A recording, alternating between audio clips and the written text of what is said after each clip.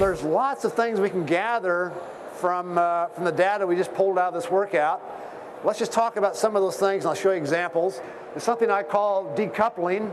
We might also refer to this as drift. It's simply a measure of aerobic endurance. I use this a lot with my athletes because I want to find out how good their aerobic endurance is. It may also indicate how well adapted the athlete is to heat or to altitude. All we do when we're talking about drift is we're comparing normalized power and heart rate for the two halves of the session.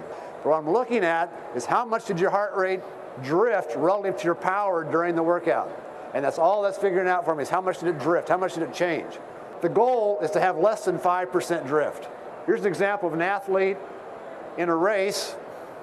The red line is heart rate, the yellow line is power. The dashed line represents the average for both of those.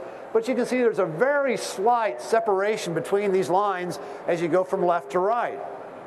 I call that decoupling. If they stayed perfectly parallel like railroad tracks, they'd be coupled. But they're not. They're slightly changing. They're going apart. In fact, the decoupling was 5.84%.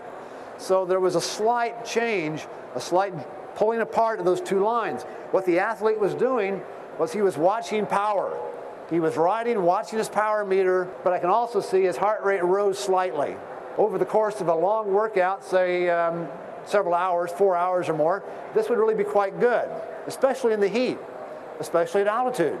That would be quite good, around 5.84. Cyclists have always talked about how many matches they got in their match book, and when they feel like they're running out of matches during a race. In other words, you just feel like you can't accelerate anymore. Every time you accelerate and do a maximum effort, you burn a match.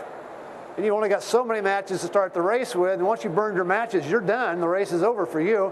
You get dropped, and somebody else goes on to win the race or be on the podium. Until you figure out how to get more matches or bigger matches or whatever, how to be smarter so you don't waste your matches, you're always going to have that problem. So we can use a power meter to help us figure that out also. It's simply a measure of anaerobic endurance capacity. How many times have you gone anaerobic during the race, and how did your body respond to that? It helps answer the question, was I working too hard or was I working hard at the wrong time? It also helps answer the question, how big are my matches and how many matches do I have? Helps answer the question, how many matches do I need? If I got dropped and the race went on without me, I know I needed more than I used. How many more do I need to stay with that group? Here's an example of matches burned. This is one of my older athletes. This guy's in his late 50s. He's not a big engine. He doesn't put out a gigantic amount of power. His FTP is about 220. This was a race he did. I looked to see how many times he exceeded 275 watts for 15 seconds or more. And you can see those as being black stripes on the screen. Every time you see a black stripe, you see a match being burned for this athlete. He had 12 matches in his match book that day. He burned all 12 of them, and you can see the big gaps. The closer we get to the right end, the bigger the gaps become. That means he's running out of matches and realizes it. Look early in the race, though. Lots of matches being burned early in the race. So I would go back to this athlete and say, well, let's talk about the start of that race. What happened? How did you deal with the first few minutes of this race? Were you overly aggressive, or did you sit in? Were there any hills? Were there attacks? What was happening that caused you to go through 4 matches? And actually 2 of those are pretty big matches. You can see the first 2 are pretty long. What was causing you to do that? Why did you burn these big matches all of a sudden in the race?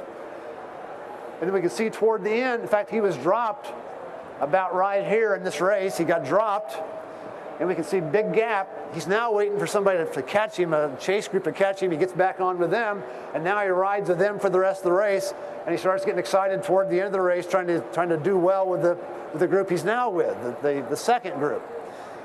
And so we can talk about how many matches he needed to stay with that race, and we know he needed more matches than he had. It might also have helped if he had had bigger matches. And it also would have helped to figure out how he could have spared some of those matches early on. So it gives me information to talk with the athlete about, to analyze his race. How can we do a better job of racing next time? Matches burned.